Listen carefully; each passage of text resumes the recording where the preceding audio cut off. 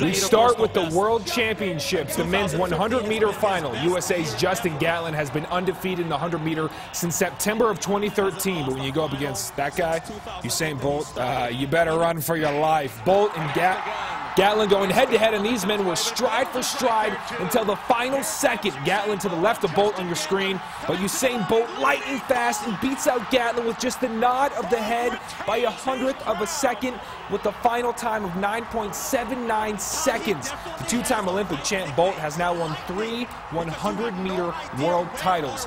Man, they are as fast as lightning. I didn't know it was possible to even run that fast.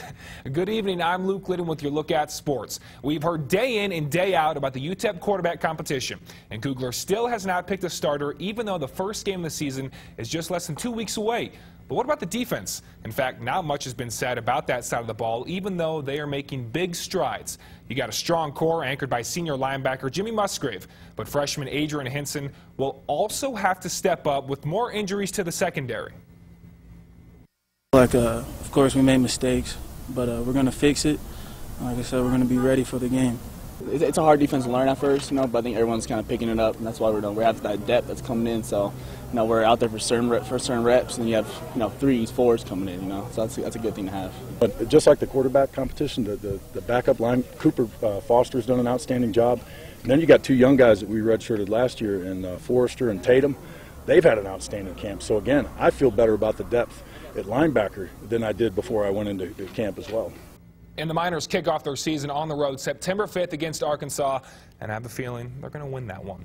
You know the saying, make every game count? Well, I think that's a saying. Anyways, the Chihuahuas need that as their team motto as the season is coming to a close. And if they want to beat out the Las Vegas 51s to make the playoffs, losses have to be few and far between. Chihuahuas hosting the Colorado Springs Sky Sox, and Hunter Renfroe was back at it again with the solo shot to left center. See ya. His first at-bat in El Paso, when he does that, I like it. No, I love it. But the Sky Sox come right back. Top of the 5th, Kyle Wren with the shot right up the middle, and that brings in 2 runs, and they take the 2-1 lead. And they would go on to beat the Chihuahuas 3-2. The Dogs now sit a game and a half back of the 51s with 16 games left in the season. And from the diamond back to the turf, the UTEP women's soccer team was back in action today. The girls were looking to grab their first win of the season against Abilene Christian. Early in the first half, UTEP's Carly Simmons, right here, if we can get that video up for you, is setting up the corner kick. She will get it into the box. There's a scramble for a moment, and Angela Kutaya right here times it perfectly with the header into the back of the net. And that was all the Miners needed. They beat Abilene Christian 1-0, and they are now 1-1 on the young season.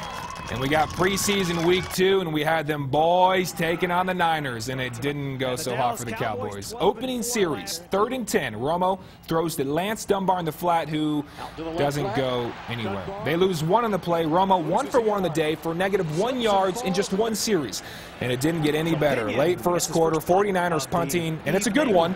Lucky Whitehead back to make the catch, but Devin Street tackles the wrong guy. He runs into his own player.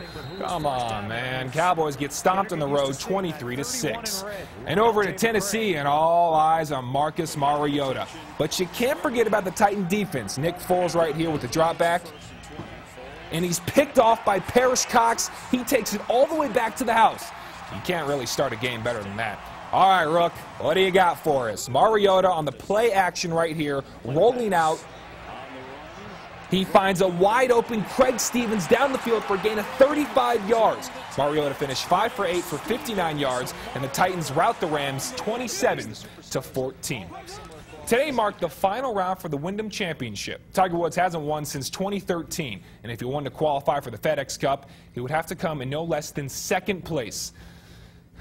Didn't happen. A rough start for Woods. Into trouble on the 11th, his 4th to the par 4, and he flubs the chip. Now putting for double bogey.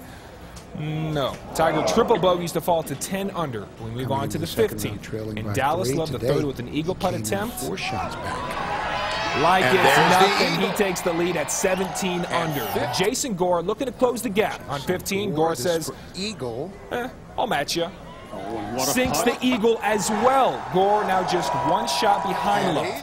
But at the 18th, Gore needing to drain the long birdie putt to tie Love and force a playoff.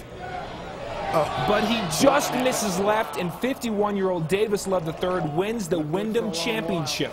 Love III becomes the third oldest winner in PGA Tour history at 51 years, 4 months, and 10 days old. Congratulations. And that's a look at sports. Your 7-day forecast is next.